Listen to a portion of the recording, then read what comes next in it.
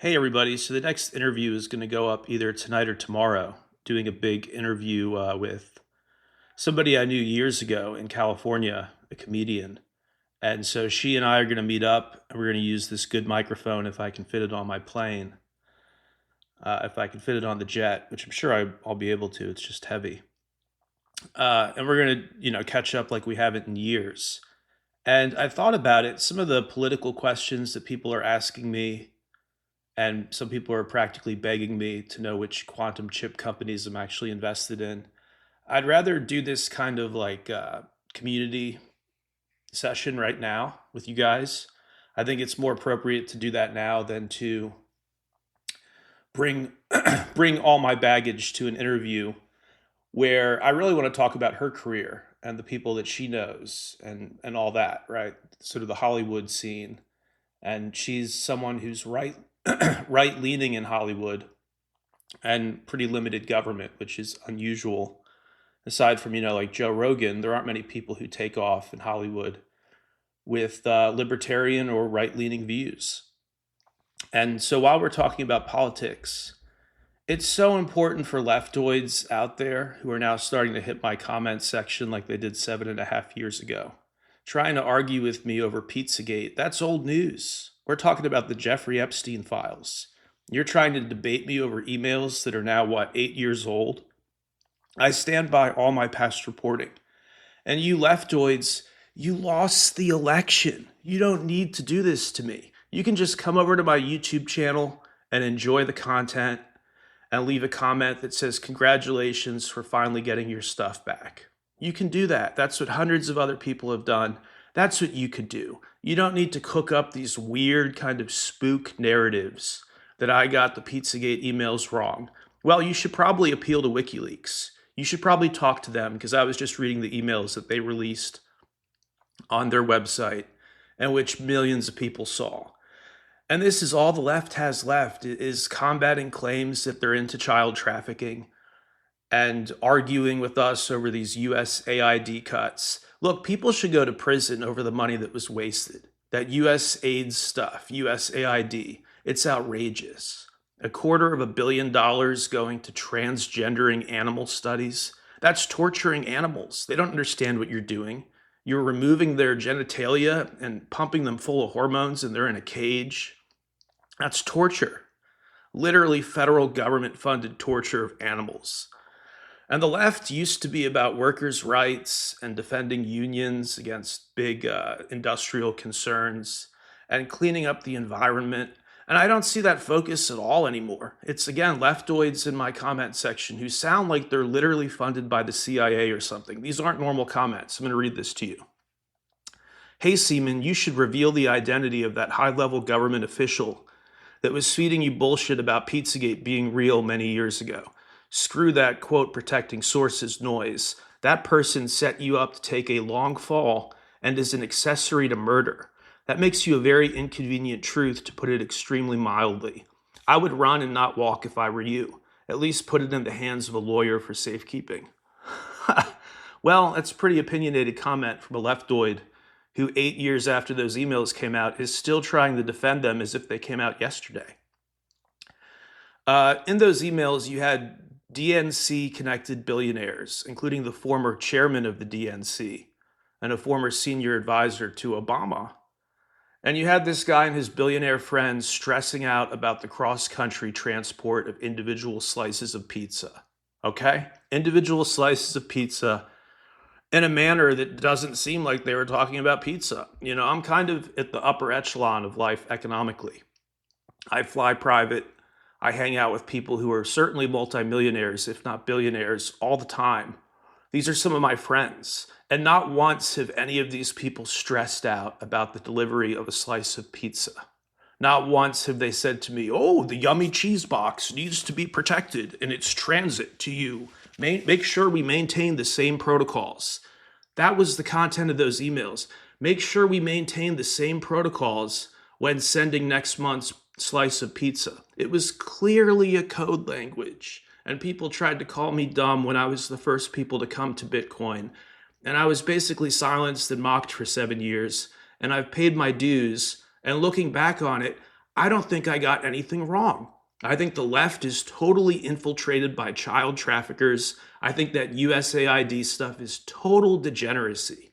It's like evil. It's like evil to steal the American taxpayers' money and ship it overseas to do insane experiments on animals and to do gain of function research on viruses that makes them stronger and more deadly. It's absolutely outrageous. These people should go to prison. But in the meantime, I don't see them being elected anywhere for years. They've got to totally rebrand their platform. Right now, they're a bunch of defenders for child traffickers. It's fucking disgusting, right? So I responded to this guy and I said, the Podesta emails showed DNC operatives, some of them billionaires with NGO ties and funding, were deliberating over the cross-country transport of individual slices of pizza. Interstate human trafficking. That or billionaires really do stress big time about fast food. Either way, I stand by my past reporting. And this person responded to me with a very lengthy reply for the comment section on YouTube. And this is not just some casual person. Why would somebody be so into this, more into this than I am? Again, it's been 8 years. I want to talk about other stuff, not John Podesta's emails, everything else in the world. The rise of quantum computing, the rise of Bitcoin, literally everything aside from John Podesta is what I want to talk about. But this guy responds, there is a 50-year plus history of pizza parlors and code words being a front for narcotics trafficking. The Podesta emails were, quote, verified with the DKIM protocol that actually isn't a valid authentication method for the body of an email, only the header and sender portion. You probably should have questioned those emails when one of Podesta's Georgetown emails that weren't connected to his Gmail account showed up in them. Anyways, your reporting is garbage. There we go. See, that's not someone who had my best interests at heart. Little comment saying, I just got things wrong and it's time for me to adjust. Oh, my reporting's garbage. That sounds a little triggered. Anyways, your reporting is garbage. And there are reasons you keep running around in circles. I'm not running around in circles at all. I'm rich. I'm vindicated. I have my YouTube channel back. The numbers on Spotify and Apple Podcasts look great. I'm not running around in any circles. It seems like you're the one running in circles, leaving huge YouTube comments, trying to defend a suspected child trafficker who's no longer in power. That's what it seems like to me. You keep running around in circles while multiple Iran-Contra figures, wow, they're trying to tie Pizzagate to the Iran-Contra scandal from the 80s. This is desperation.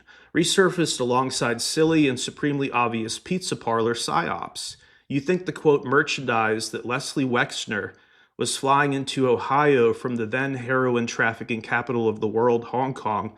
By the way, I don't know what he's talking about. I've never reported on Wexner. I don't know anything about this Hong Kong or Ohio. It's like he's confusing me with somebody else. Heroin trafficking capital of the world, Hong Kong, by Contralink Southern Air Transport. Ultimately to be loaded onto Teamster trucks by a particular Teamster outfit with a history of RICO cases.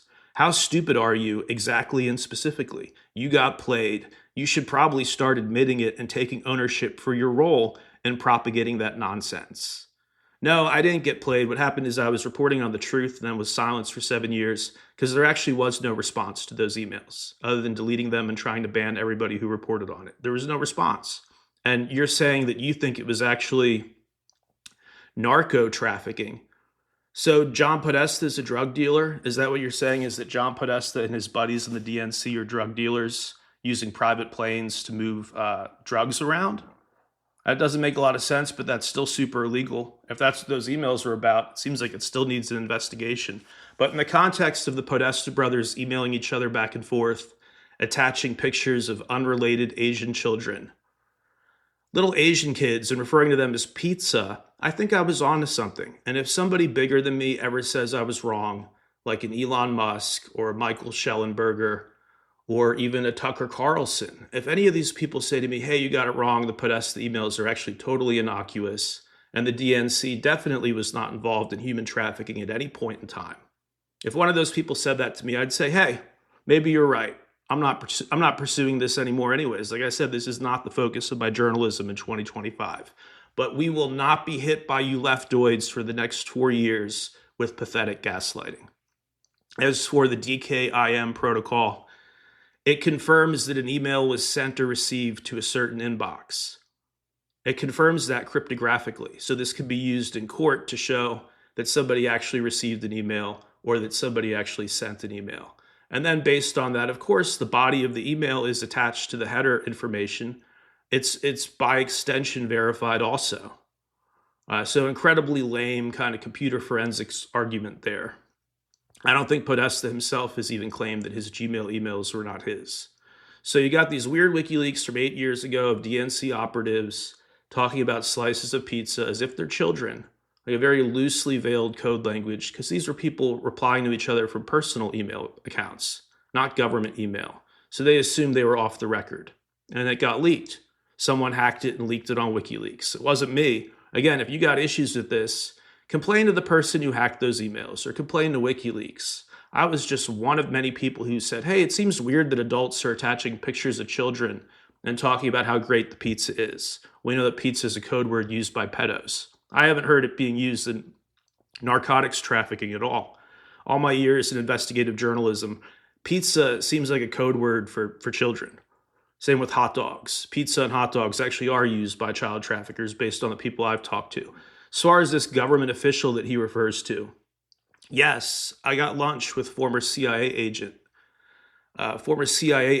Robert David Steele. This is a couple of years before his death.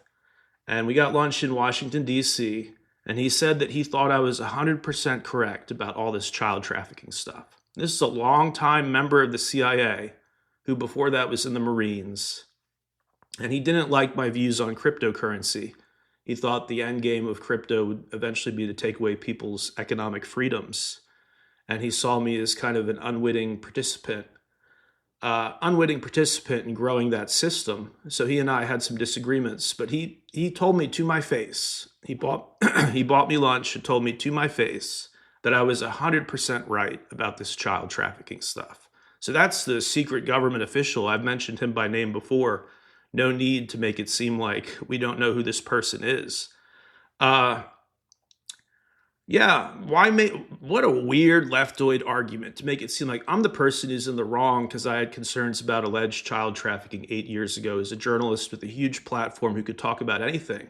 And I thought that right before a presidential election was certainly curious, certainly interesting. And I didn't realize it was going to be not only 7 years of being deplatformed, but 7 years of harassment, weird people coming into my life and constant emails and comments mocking me for this.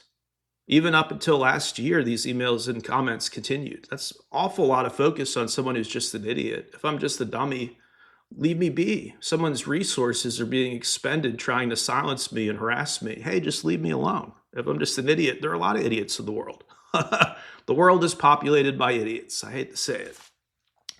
So this weird response, oh, I got it wrong. It's actually heroin trafficking. Well, it doesn't seem like John Podesta is the kind of guy who's hooked on heroin, but if that's what it is, that's still super illegal, and it should still be looked into by Trump's refreshed FBI whenever it does get refreshed, whenever the new people come in and the weird pedophile protectors are thrown out. Whenever that happens, I think we're going to get real law enforcement. And we have, at a minimum, the next 4 years. And we're not going to put up with weird leftoids who try to tell us that a bunch of weird late-night emails about slices of pizza from one billionaire to another, people who have been to Epstein Island, people who are close to the Clintons, and you're telling me this has nothing to do with child trafficking? Okay, this stuff is old news anyways. At this point, these things are beyond the statute of limitations. I don't think you can put somebody in prison on the basis of a weird email, but you can say it's a weird email. I have a right as a journalist, I have a right as a podcaster to say, wow, these are actually 8 years later, still really weird emails. I would not let any one of these people babysit for a millisecond if I had a child. Not for a millisecond. And now that we're in control, now that it's the opposite party in control, we got 4 years to examine this stuff. Maybe you're right, but most likely you're wrong. Incredible, trying to link John Podesta's pedo emails to the Iran-Contra scandal from the 1980s. Is that how desperate these people are? Why can't you just admit the loss? You lost the election, and this is literally why.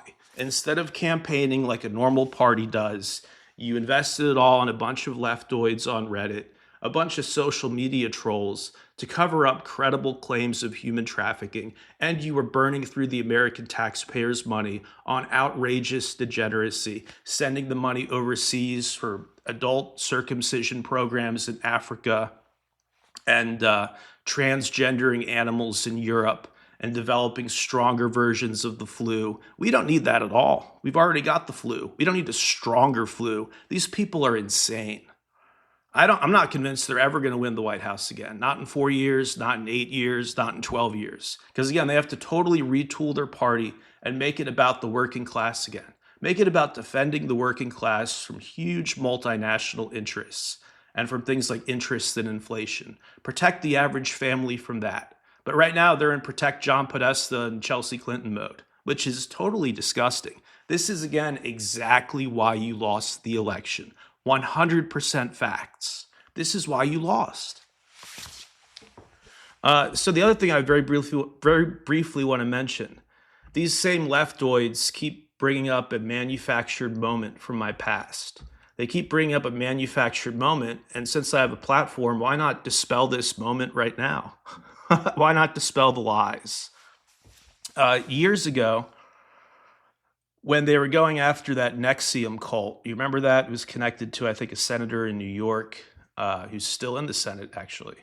It was connected to her, and anyway, it was this weird sex cult that involved a lot of people in Hollywood. And on the internet, it was posted by somebody. I didn't hack into anything. I didn't do anything illegal. It was posted by somebody, and it was already seen by hundreds of thousands of people on Twitter when I came across it. Right, it already had hundreds of thousands of impressions. And it was the, quote, unsealed indictment. That's literally what it was an unsealed, previously sealed indictment. And it was the indictment of Keith Raniere, who was the leader of this sex cult, and Allison Mack, who is a TV actress in Hollywood who I guess got wrapped up in the cult. And so it was the indictment of these two individuals. And I was in a hotel room doing a live stream, and I opened a little bottle of champagne that was in the mini fridge. And back in the old days, I liked to drink from time to time with the audience to celebrate when something good was happening, like if Bitcoin was going up or if we got more information about Pizzagate or whatever. I'd like to celebrate. I don't do that anymore because I prefer to have a completely clear and focused mind when I'm putting out content. But back then I enjoyed fame more than I do now. Now I just see it's this little tool. It's just a surgical tool and nothing more. This isn't the most important part of my life.